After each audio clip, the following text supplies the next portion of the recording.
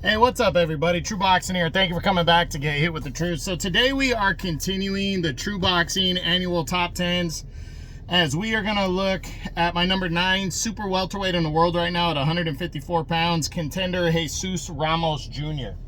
Now, before we get into that, if you could smash the like button, leave a comment, or subscribe to the channel, I really do appreciate any and all support that I can get as I continue to build my channel here. So Jesus Ramos came into the year coming off of his first pro defeat when he suffered a controversial decision loss to Erickson Lubin on the Canelo-Charlo undercard in 23. It was a tough loss for him, but, you know, there was a lot of people that thought he won that fight, but there was also a lot of critics like myself that criticized the way he fought the second half. I mean, he didn't seem like he wanted to put his foot on the gas pedal, and Lubin worked himself back into the fight. I thought the fight was close, but I still thought that that he should have won, but I understood why he didn't win at the end of the day. So now he's coming into the year, you know, he only fought one time. In May, he returned against Johan Gonzalez and got a 9th round TKO. He drops 3 spots for number 6. He's 22. Now, he's still very young. That's the trippy thing about Jesus Ramos. Still very, very young. And right now, he's pretty much ranked in the WBC, the WBA, and the IBF. He's ranked 7, 7, and 6 right now.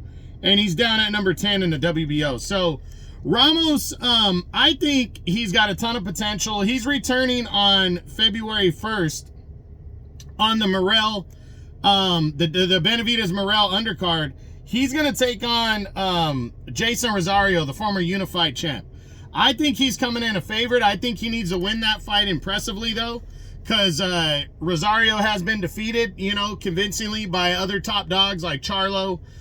So I think he needs to come in and really put it on Rosario. I do think it's going to be a good fight for as long as it lasts, but this could be the type of performance on a big card like this that can bring Ramos back into the mix of things.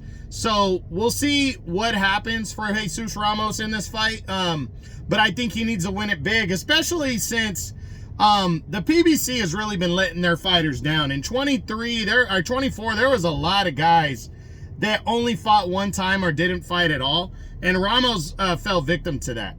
And you're going to have to get a big time fight if you're only going to fight once a year. And at his age, he should be fighting 3 times a year right now. He's 21-1 with 17 knockouts. So now's the time for him to move back into the mix.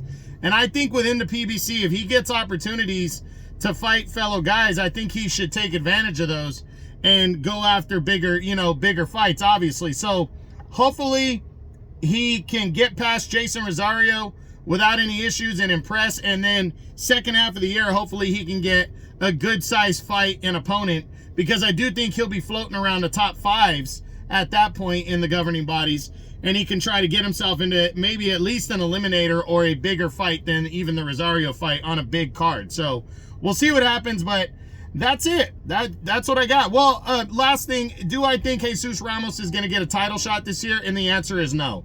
I don't see any of the champions feeling like they should have to fight him.